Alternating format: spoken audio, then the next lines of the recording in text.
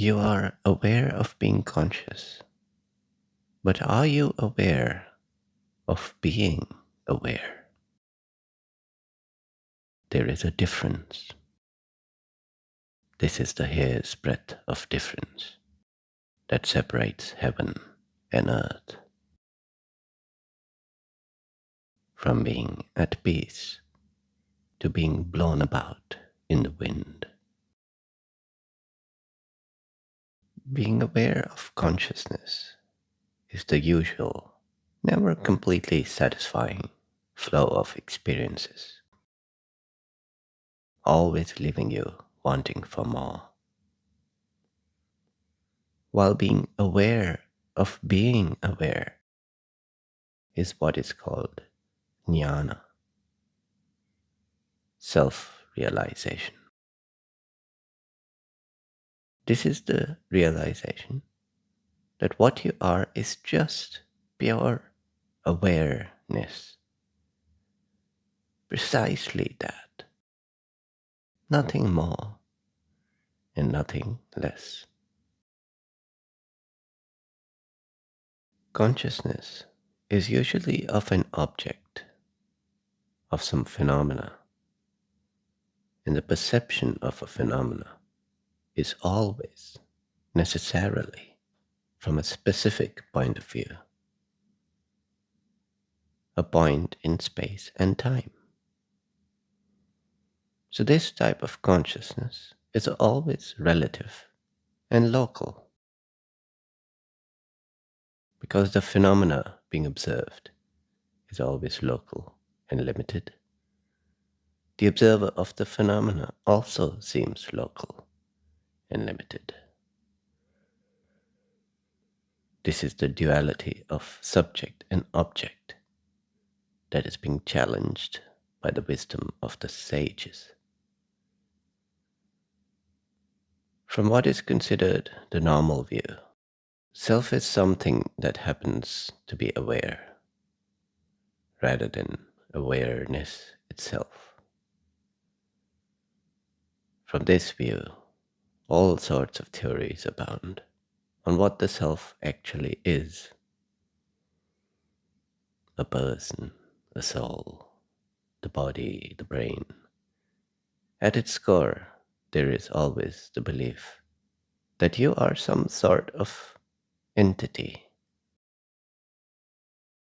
a sentient entity that is separate to all other sentient entities.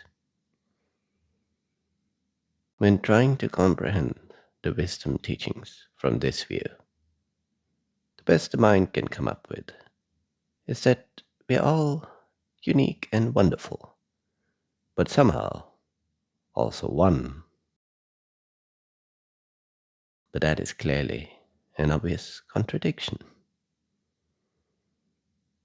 This is the mind refusing to budge from its misguided belief. To go all the way is to arrive at an absolute standpoint, which destroys all such talk and beliefs by showing them to be purely imaginary, just baseless, ignorant of the fundamental nature of reality, of the way things actually are. To be aware of consciousness is just to know this state that has appeared, a state of constant flux. Consciousness is the state of movement.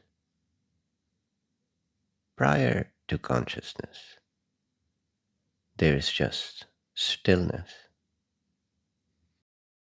But both stillness and movement are included within this all-encompassing awareness.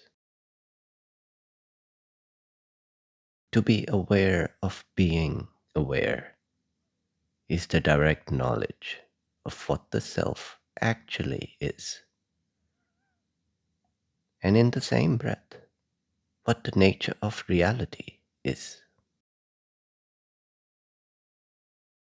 This is the only standpoint from where all is truly one,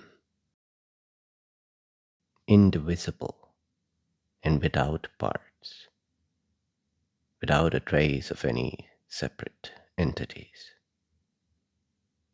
any separate selves. This is the only standpoint where the problem of misery is resolved,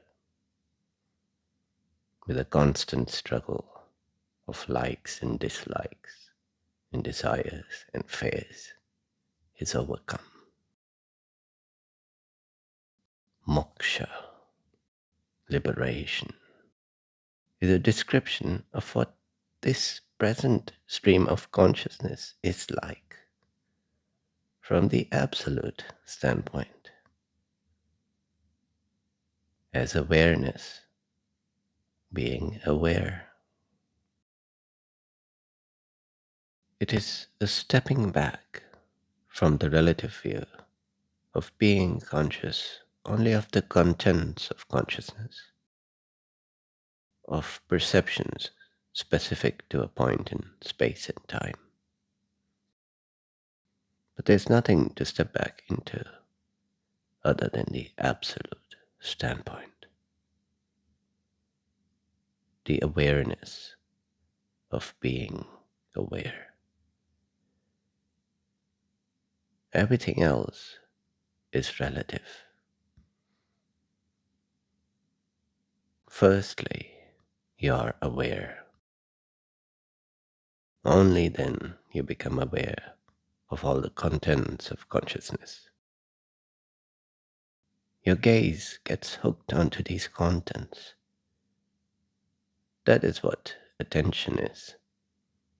Awareness of some particular appearance in consciousness. So honing attention into a fine edge doesn't have anything to do with being aware of being aware. That usually only makes you more acutely aware of the contents of consciousness.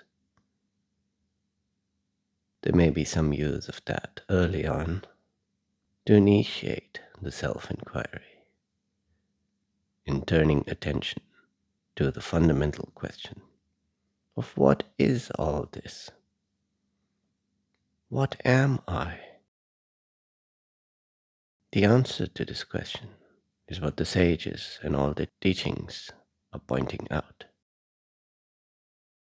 The answer cannot be presented by thought or experience, but only through the awareness of being aware. In this stepping back, it can be seen that awareness is the natural state,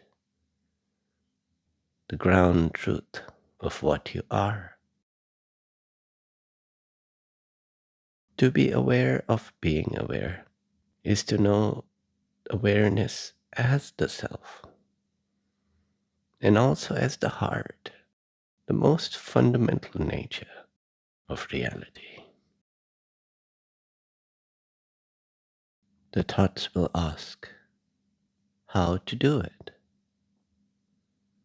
But aren't you already aware?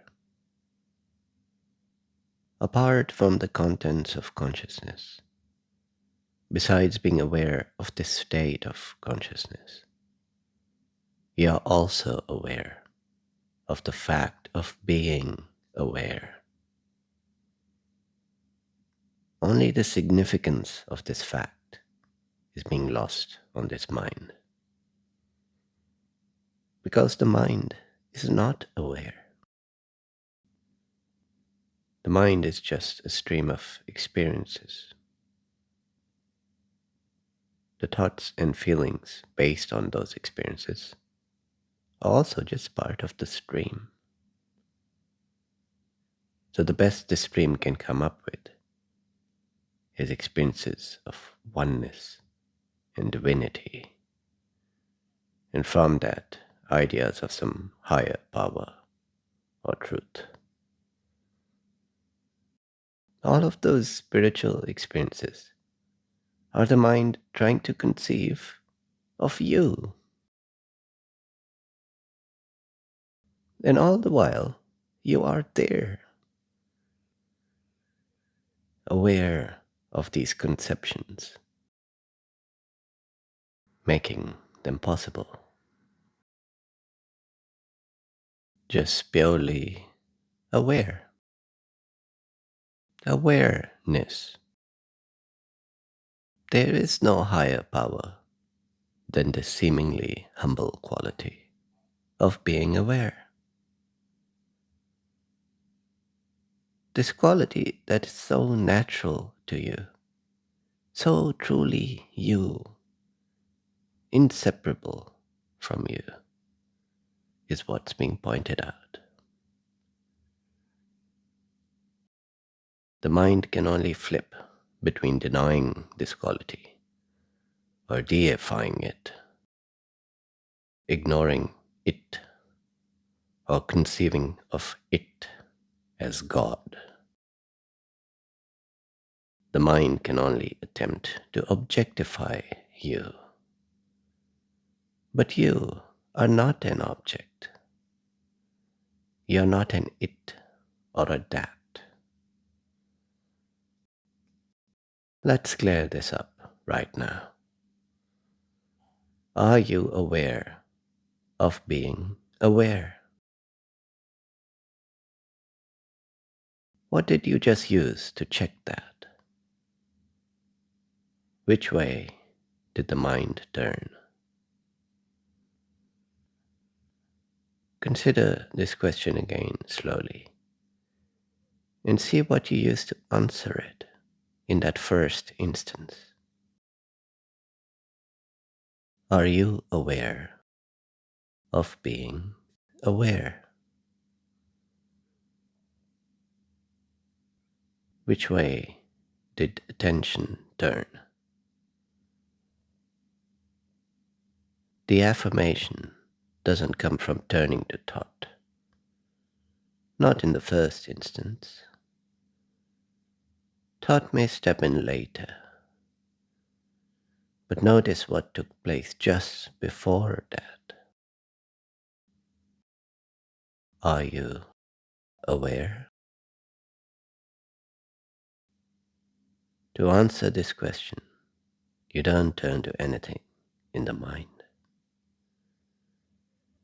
You turn to your own innate quality of being aware. This is being aware of being aware. Away from the mind and back to the source. Knowing yourself as awareness itself.